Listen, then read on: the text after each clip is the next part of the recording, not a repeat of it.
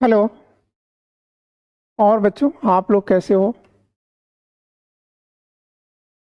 आज का जो हिंदू समाचार पत्र है, इसमें कुछ एडिटोरियल कॉलम बहुत ही महत्वपूर्ण हैं, जो आपको एक सोच और समझ दोनों देंगे। ठीक। लेकिन क्योंकि आपके इम्तहान धीरे धीरे करीब आते जा रहे हैं, इसलिए आपको प्रैक्टिस भी चाहिए।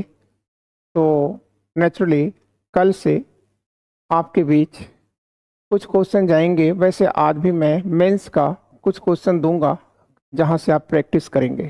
ठीक है। लेकिन अब प्री एग्जामिनेशन के लिए ज़्यादा क्वेश्चंस दिए जाएंगे। ठीक है। फिलहाल ये जो क्वेश्चंस होंगे वह विभिन्न क्षेत्रों से होंगे। ठीक है, किसी एक सिंगल क्षेत्र से नहीं होंगे। फिलहाल अभी आप स्टडी को अपना प्रारंभ करें, और इसमें पहली चीज एक बीमारी के बारे में बताया जा रहा है। क्लियर? तो उस बीमारी के बारे में देखिए क्या लिखा गया है। पहले तो आप ये समझिए, उसके बाद तब जाइए। देखिए, इस बीमारी के बारे में एक चीज ये लिखा गया है कि Kerala on alert as man dies of West Nile fever. Kerala में अलर्ट की घोषणा की जा चुकी है। क्यों? क्योंकि वहां पर एक व्यक्ति की मौत हो चुकी है और कुछ लोग इससे ग्रसित हैं। ठीक। तो उसका कारण क्या था? तो आप कहोगे कि सर उसका कारण है एक फीवर है, वेस्ट नाइल। ठीक। जिसे आप हिंदी में नील भी कह सकते हैं, नील नदी। ठीक। शायद अब आपको समझ में आ गया होगा कि यह नाइल या नील कहाँ बहती है। तो जाहिर सी बात है कि विक्टोरिया लेक से निकल करके और यह अलेक्जेंड्रिया पे आके समाप्त हो जाती, मतलब मिस्र में समाप्त हो जाती है। और मिस्र को कहा भी जाता है, ठीक है, नाइल का वरदान। ठीक है। क्लियर? तो आप याद रखिएगा, ये जो वेस्ट नाइल है, ये एग्जैक्टली एक स्थान है दक्षिण अफ्रीका में। ठीक है। और युगांडा। ठीक है। तो युगांडा की जो लोकेशन है वह ईस्ट, आप कह सकते हैं कि मिडिल में है ये, और इक्वेटर को स्पर्श भी करता है। आप अगर इसे देखना चाहें मैप में, तो हमने इसे मैप में दिखाया भी है। आपको मैं दिखा भी देता हूं मैप को, उसके बाद फिर आगे हम लोग आते हैं, फिर पढ़ते हैं। देखिए, ये युगांडा दिया है। ठीक। और युगांडा में आप देख रहे हो कि ये इसकी कैपिटल बताई गई है, कंपाला। ये विक्टोरिया लेक है, और यहीं पर है वेस्ट नाइल। वेस्ट नाइल मतलब साउथ सूडान के, ठीक है, किधर है? साउथ में। ठीक है। तो वेस्ट नाइल यहीं पर है। अब यहीं पर वेस्ट नाइल में एक वायरस उत्पन्न होता है। ठीक है। फिलहाल आपने इसे देख लिया। क्लियर? और ये भी आप देख लें, एक बार आपके दिमाग में आ जाएगा, ये रवांडा लिखा है। ठीक है। और किगाली यहाँ की कैपिटल है, और ये चर्चा में बहुत है रवांडा। क्यों चर्चा में बहुत है?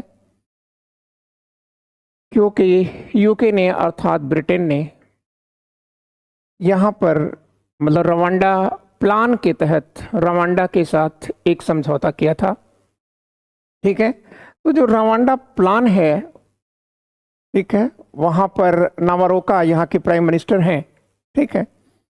तो उन्होंने एक समझौता किया है और उस समझौते के तहत यूके से शरणार्थियों का, ठीक है, एक समूह, ठीक है, ये यहाँ पर जा रहा है, ठीक है, जिसकी चर्चा हम लोग हो सकेगा तो आज ही करेंगे, ठीक है, और नहीं तो कल कर लेंगे, ठीक है।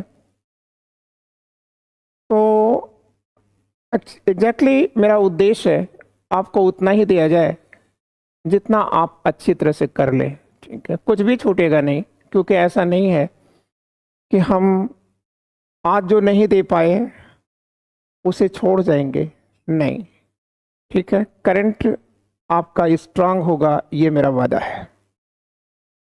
क्लियर?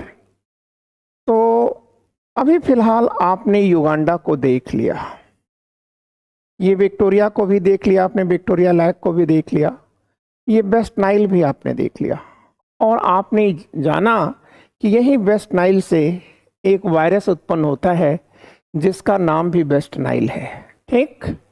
तो आइए आगे चलते हैं और उसे पुनः ले आते हैं।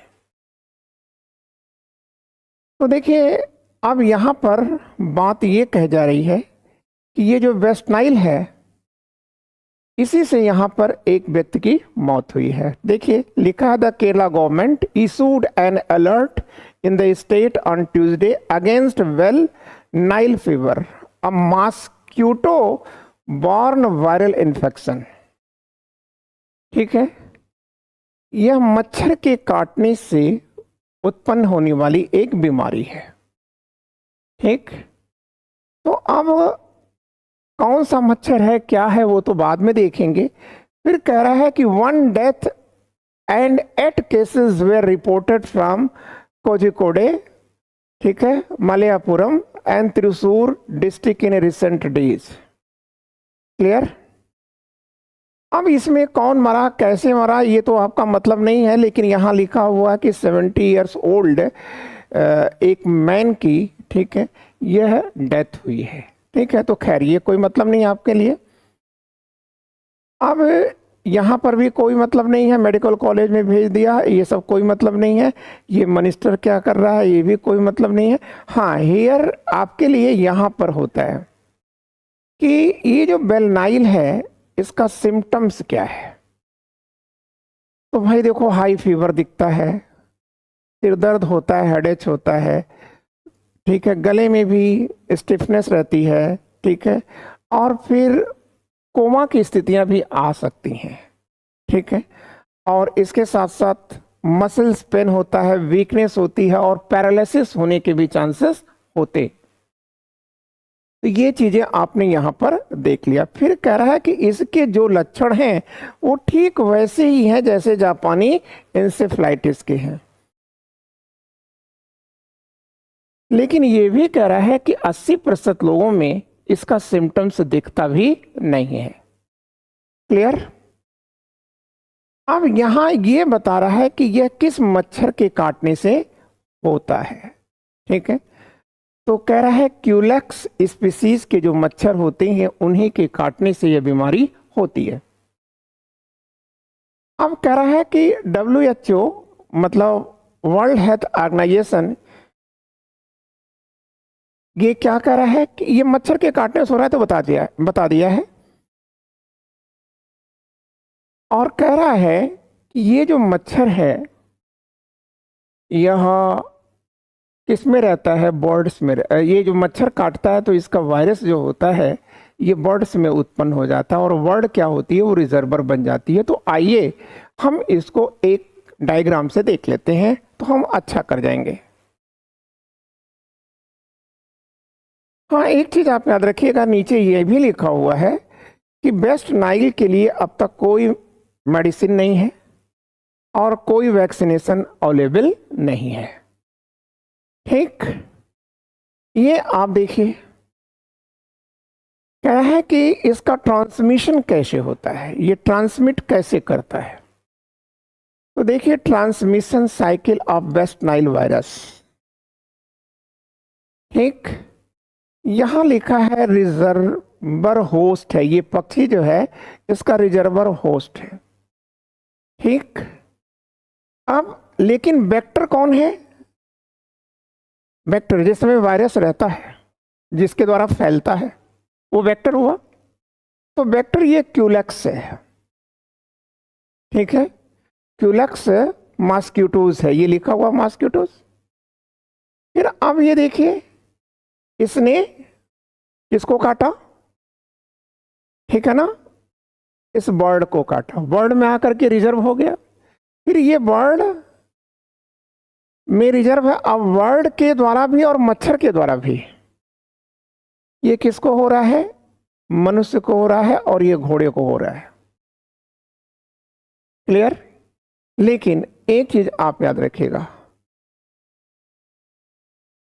अगर आपसे पूछे तो आपको ये कहना है कि West Nile virus is a mosquito borne single strand RNA, ठीक है। मतलब कि जो वेस्ट नाइल वायरस है यह मच्छरों से उत्पन्न होता है। किस मच्छर से उत्पन्न होता है, क्यूलेक्स से होता है, और यह सिंगल स्ट्रैंड मतलब सिंगल स्ट्रैंड आरएनए वायरस है, ठीक है, मतलब डेंजरस वायरस है, ठीक। और अब ये जो पोर्शन है यह आपका समाप्त हो जाता है, बहुत इजीली हम लोगों ने समाप्त किया। अब एग्जामिनेशन पॉइंट ऑफ व्यू से आपको ये चीज समझ लेना था, ठीक है, कि इसमें कितने क्वेश्चन बन रहे हैं। क्लियर। तो वेस्ट नाइल कहाँ है, किस देश में है, ठीक है। और सेकंड चीज, आप जब वेस्ट नाइल को पढ़ रहे हो, युगांडा को पढ़ रहे हो, तो रवांडा भी आपको देखना चाहिए, जिबूती भी आपको देख जाना चाहिए, ठीक है। क्योंकि एग्जैक्टली जो एग्जामिनेशन होता है उसमें जो करंट से मैटर रिलेट करते हुए आते हैं उसी से संबंधित क्वेश्चंस उठाए जाते हैं। तो ये तो आपने कर लिया। अब आइए हम लोग देखते हैं दूसरा पॉइंट, ये मेन एडिटोरियल है, ठीक है। तो मेन एडिटोरियल में क्या बताया जा रहा है, देखिए, आपको भारतीय संविधान का आर्टिकल 21 तो पता ही है ना।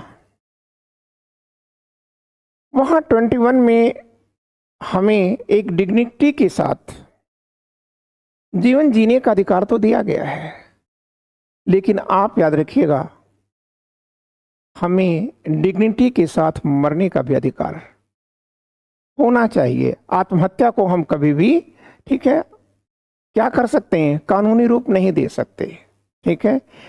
बात आती है यूथनेशिया की, तो ये सब दूसरी बातें हो जाती हैं, उसकी कोई चर्चा करने का मतलब ही नहीं है। तो यहां पर देखिए, dignified peaceful passing is everyone's right, ठीक है। सम्मान और शांति के साथ इस दुनिया को छोड़ जाने की, ठीक है, अधिकार हर व्यक्ति को है। क्लियर। तो आप इस पूरे जब एडिटोरियल को पढ़ेंगे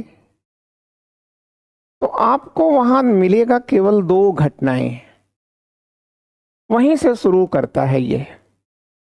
इसमें पहली घटना है रोनाल्ड रीगन सर की। तो कह रहा है कि रोनाल्ड रीगन ये प्रेसिडेंट हैं कहाँ के, यूएसए के। कौन से नंबर के प्रेसिडेंट हैं ये भी इसने बता दिया है, 40वें नंबर के यह राष्ट्रपति हैं, रहे हैं। 2004 में इनकी मौत हुई थी। जब उनकी मौत हुई थी तो वह एट द एज ऑफ 93 थे, 93 साल के थे। और उनकी जो मौत हुई थी वो अपने घर में हुई थी, वो अपने लोगों से घिरे हुए थे, ठीक है। कह रहा है कि at his home surrounded by his family he had dementia. उनको कौन सा रोग था, डिमेंशिया था। फिर कह रहा है कि which he lived with for 9 years, और डिमेंशिया से ग्रसित होकर के उन्होंने 9 वर्ष अपनी जिंदगी को जिया था। फिर कह रहा है कि उस समय उनकी पत्नी ने कुछ स्टेटमेंट दे दिया था। ठीक है, क्या स्टेटमेंट दिया है, वह चीज इन्होंने लिखा है। उन्होंने कहा कि सर रीगन की जो मौत है, ठीक है, अगर शांतिपूर्ण तरीके से हो जाए, यह उनके जीवन में इससे बड़ा उपहार और कुछ नहीं हो सकता। ठीक है, अब चीज देखिए, यहां लिखा है Nancy Reagan called his last moment of peaceful death the greatest gift. ठीक, लेकिन एक बात और आती है, अटल बिहारी वाजपेयी जो देश के प्रधानमंत्री थे, हमारे देश के प्रधानमंत्री थे, उनके साथ भी कुछ ऐसा ही था। दोनों की स्थितियां सेम थी, थोड़ा डिजीज अलग थी। तो अब ये करा कि अटल बिहारी वाजपेयी डाइड इन 2018 में इनकी मौत हुई है। किसके? प्राइम मिनिस्टर अटल बिहारी वाजपेयी के। फिर करा है कि 9 years आफ्टर स्ट्रोक। ठीक है, देखिए इधर भी समता है, इधर भी समता आ रही है। Stroke that had left him non ambulant the last 35 days of his life were spent in All India Institute of Medical Science, New Delhi. He died on artificial life support system. तो वाजपेयी जी भी 9 साल तक ग्रसित रहे हैं। ठीक है, और स्ट्रोक से ग्रसित रहे हैं, ब्रेन स्ट्रोक से, और इसके साथ साथ 35 दिनों तक तो वह आईसीयू में रहे और उन्होंने बड़े मुश्किल का जीवन जिया था। क्लियर? तो ये सब लिख क्यों रहा है? ये सब जो बातें बताई जा रही हैं कि वह क्यों लिख रहा है, ये भी कह रहा है कि death is a inevitable the one certainly in life. जीवन तो एक न टाला जाने वाला सत्य है जो हर व्यक्ति के जीवन में आता है। ठीक है, क्लियर? लेकिन अब सवाल इस बात का है कि ये सब लिख क्यों रहा है? ठीक है, तो आप याद रखिएगा, ये सब लिखने के मूल में केवल एक क्वेश्चन छिपा हुआ है, और वह क्वेश्चन क्या है? ये लिखा है। ठीक, और ये ऐसे लिखा क्यों गया, ये एडिटोरियल कॉलम लिखा क्यों गया? ठीक है, द हिंदू ने इसी समय इसे पब्लिश्ड क्यों किया? ठीक है, तो यहां पर कह रहा है कि देखिए 2 बातें हैं। ठीक है, वो 2 बातें क्या हैं? एक तो आप ये देखेंगे कि अप्रैल 7 को वर्ल्ड हेल्थ डे मनाया गया जाता है, और इस साल का थीम क्या था? तो थीम था माई हेल्थ माई राइट। ये चीज भी आपको याद रखना चाहिए कि WHO ने 2024 को किस थीम के साथ मनाया है। तो आप कह दीजिएगा माई हेल्थ माई राइट के नाम से मनाया था। खैर, यहां तक की बातें भी आपने जाना, लेकिन चर्चा में ये क्यों आया? तो आप कह देंगे कि सर ये देखिए डेट लिखा हुआ ऑन March 7, 2024, मतलब 7 मार्च 2024 को 2024 को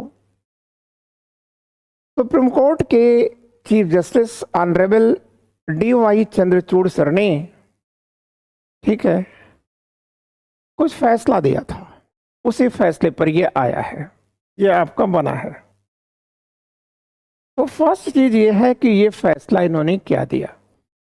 तो ये कह रहे हैं कि on March 7, 2024 in response to the public interest litigation, ठीक है, PIL एक किसी ने दायर किया था, a 3-member bench of the supreme court chaired by the chief justice, 3 सदस्यीय एक बेंच थी जिसकी अध्यक्षता कौन कर रहे थे? YB चंद्रचूड़ सर कर रहे थे। ठीक है, और तब उन्होंने कहा था, ठीक है, कि किसी व्यक्ति को शांति के साथ मरने दिया जाए। ठीक है, किसी व्यक्ति को जब वो बीमार होता है तो उसके परिजनों से उसे हटा लिया जाता है। ये पूरी कहानी यहां लिखी है। ठीक है, क्या लिखा गया?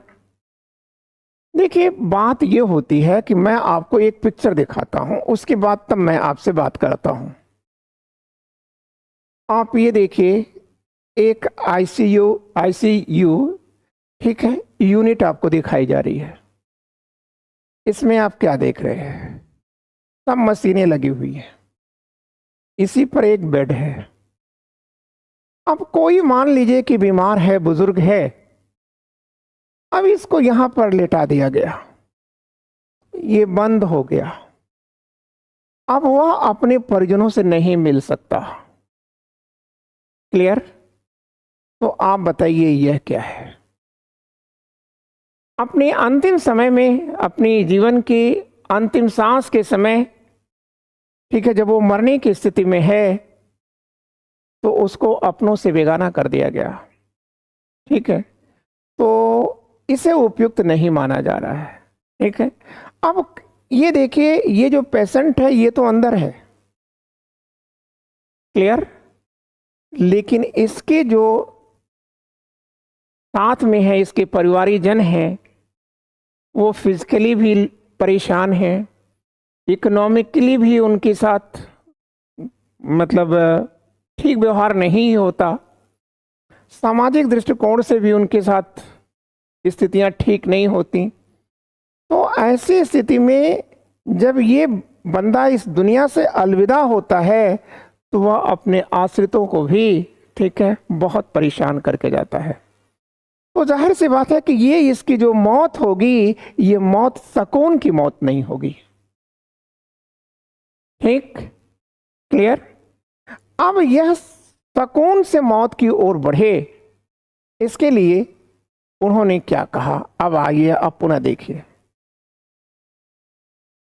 इसके लिए जस्टिस चंद्रचूड़ की बेंच ने, जिसकी अध्यक्षता कर रहे थे, उन्होंने कहा कि एक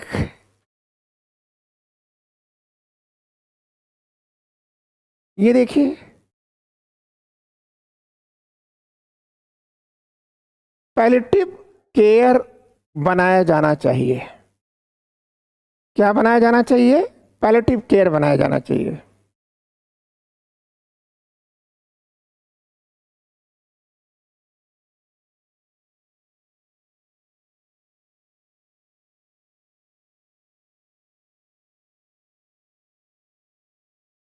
ठीक,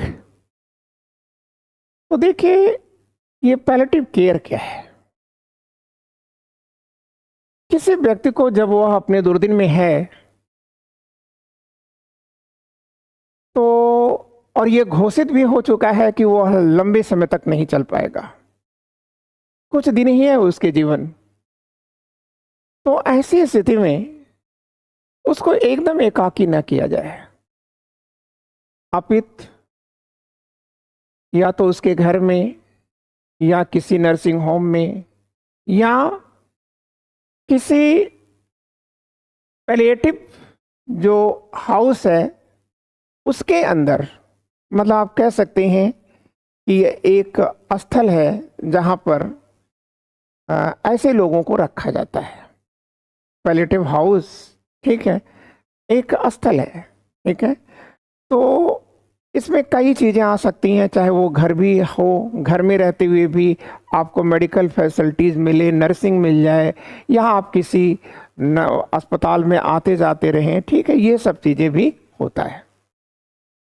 तो चंद्रचूड़ साहब ने यही चीज़ कहा था कि व्यक्ति को, ठीक है, वहाँ पर साइकोलॉजिस्ट लाएं, उनके लोग ले आएं, ठीक है, कल्चरल लोग ले आएं, उनसे मिलने की व्यवस्था दें, तो जाहिर सी बात है कि वह सुकून से मर सकेगा। ठीक है, क्योंकि शान से मरना या डिग्निटी के साथ मरना भी हमें आर्टिकल 21 राइट्स देता है। तो शायद आप ये चीज़ समझ गए। क्लियर? अब एक चीज़, अगला पोर्शन आपको देखना है। देखिए, यह आपके ऐसे पॉइंट ऑफ व्यू से बहुत महत्वपूर्ण टॉपिक था। अब हम आगे भी देखते हैं। आगे देखिए क्या है। देखिए आगे एक घटना की बात की जा रही है और वो क्या है, ये देखिए प्लास्टिक सॉल्यूशन की बात की जा रही है। ठीक है, प्लास्टिक का समाधान खोजा जा रहा है। अब यहां पर कह रहा है कि plastic pollution can not stop by treaties. ठीक है, प्लास्टिक की जो समस्या है वो सबसे बड़ी समस्या क्या है, प्रदूषण की है, पॉल्यूशन की है।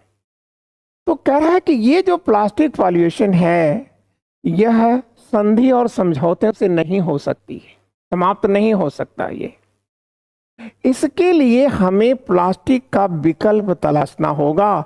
ठीक है, कह रहा है कि विदाउट इन्वेस्टमेंट इन अल्टरनेटिव्स, ठीक है, हम संधि और समझौतों से प्लास्टिक से उत्पन्न होने वाले पर्यावरण को नहीं ठीक कर सकते। तो फिर कर कैसे सकते हैं, आप प्लास्टिक का विकल्प ले आइए। ठीक है, क्लियर। लेकिन विकल्प लाया क्यों नहीं जा रहा है, कठोर कानून बनाया क्यों नहीं जा रहा है? तो निश्चय इसके पीछे कहीं ना कहीं इकोनॉमी का प्रश्न है, पैसे का प्रश्न है, जो कि इन्होंने लिखा है। ठीक है, ये देखिए लिखा है, द प्राइमरी हर्डल्स और इकोनॉमिक। ठीक है, तो आपने देखा कि ये जो प्लास्टिक की समस्या आ रही है ये बहुत डेंजरस होती चली जा रही है, क्योंकि आप जानते हैं कि प्लास्टिक को डिके होने में 300 साल लग जाता है। क्लियर। अब देखिए यहां पर इन्होंने कहा है कि the global plastic treaty and ambitious initiative involving at least 175 United Nations member nation to eliminate use of plastics। देखिए यहां पर ग्लोबल प्लास्टिक ट्रीटी की बात की जा रही है। ये ग्लोबल, ये जो प्लास्टिक ट्रीटी है यह एक बैठक चल रही है। कहां चली है बैठक, ओटावा में चली है, कनाडा में चली है। यहां पर यूनाइटेड नेशन के कुल कितने देश शामिल हुए थे, तो ये कह रहा है कि 175 है और यह 4th राउंड है ये। ठीक है, लेकिन आपको ये भी ताजुब होगा कि प्लास्टिक जो सॉल्यूशन है, प्लास्टिक एक बहुत बड़ी समस्या है। ठीक है, यह बताने वाला दुनिया का पहला देश इंडिया था। ठीक, लेकिन अपने देश से प्लास्टिक को प्रतिबंधित करने वाला दुनिया का पहला देश न्यूजीलैंड है। ठीक है, कौन है, न्यूजीलैंड है।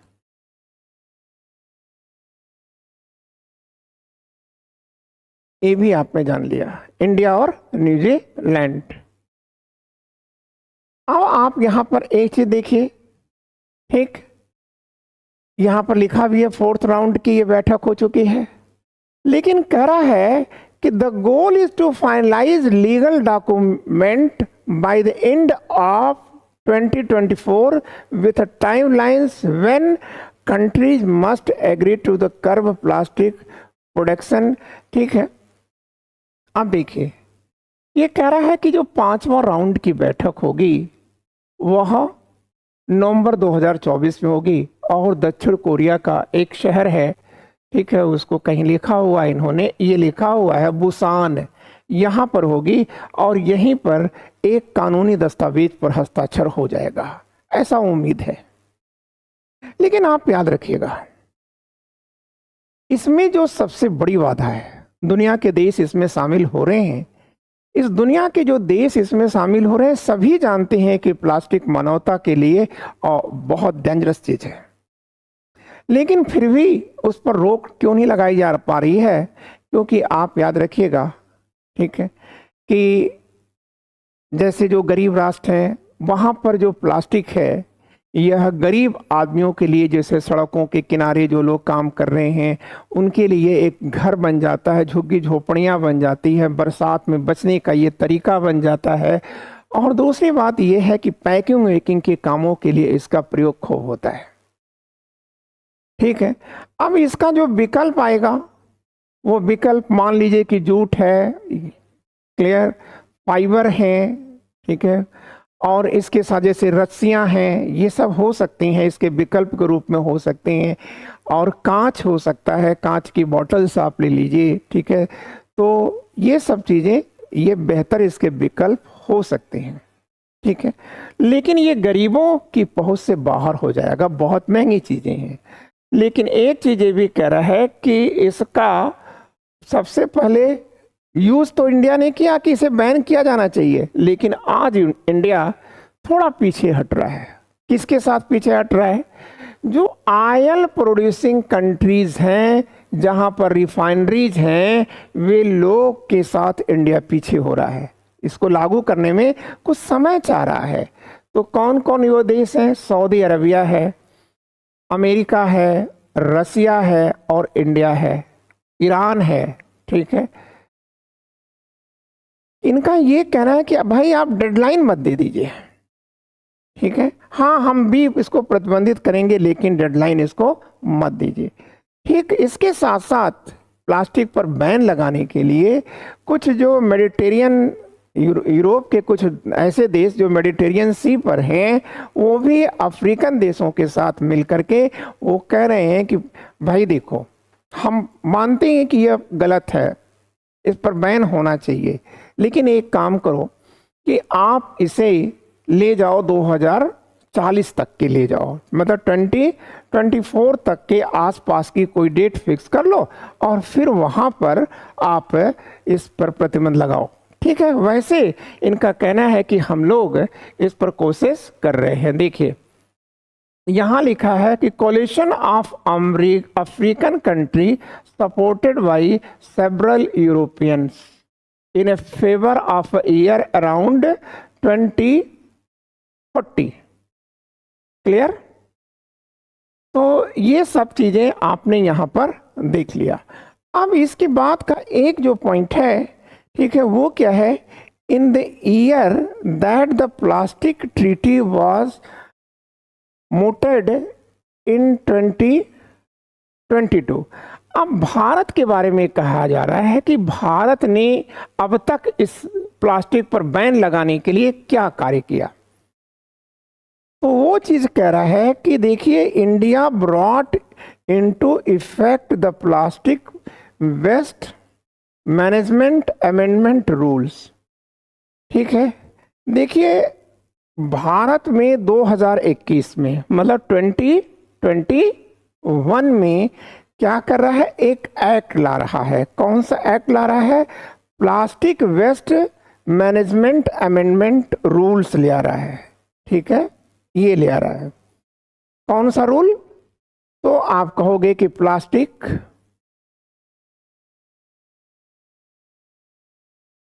वेस्ट मैनेजमेंट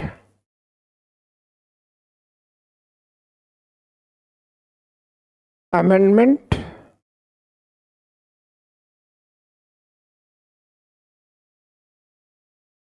ठीक है, रूल्स।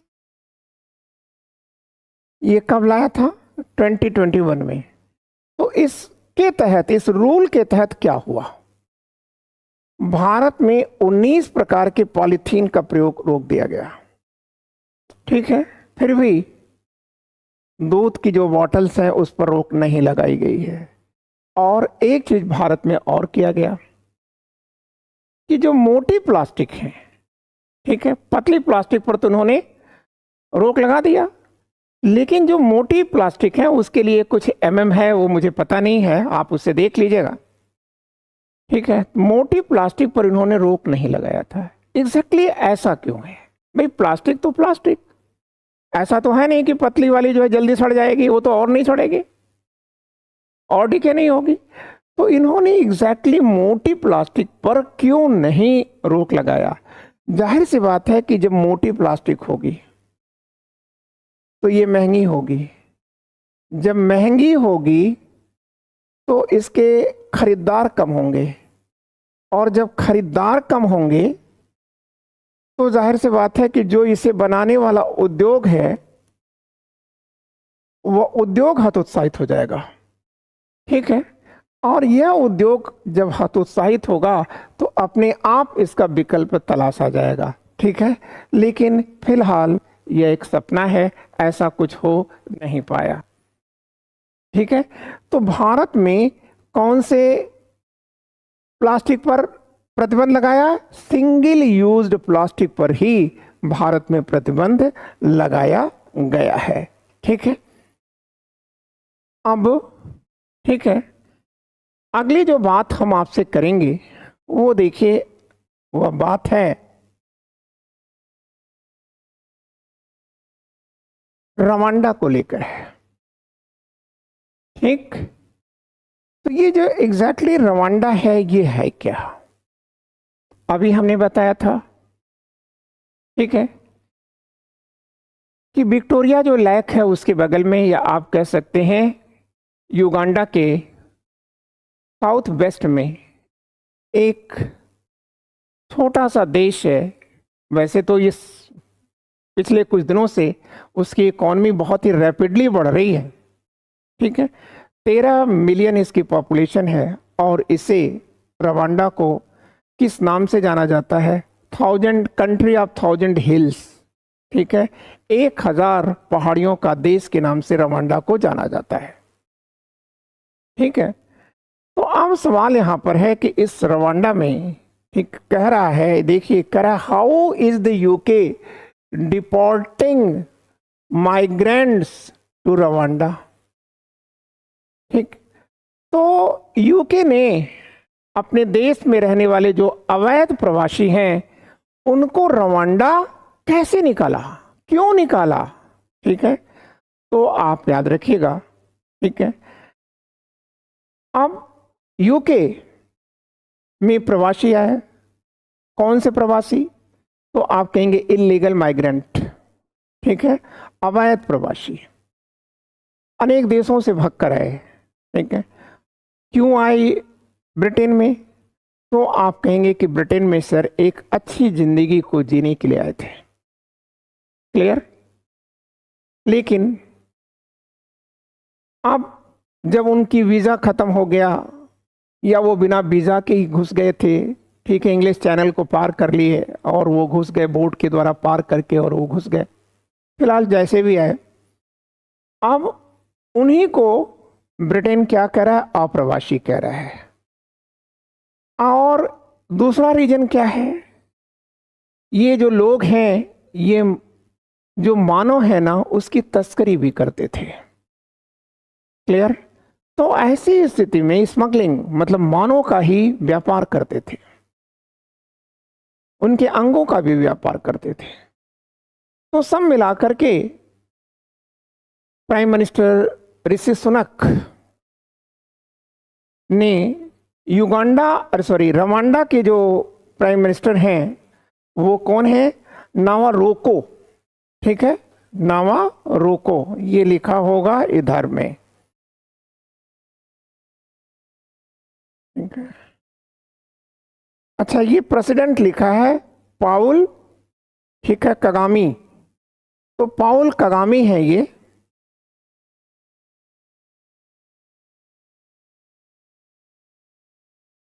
ठीक है, और प्राइम मिनिस्टर है नाकोरोको।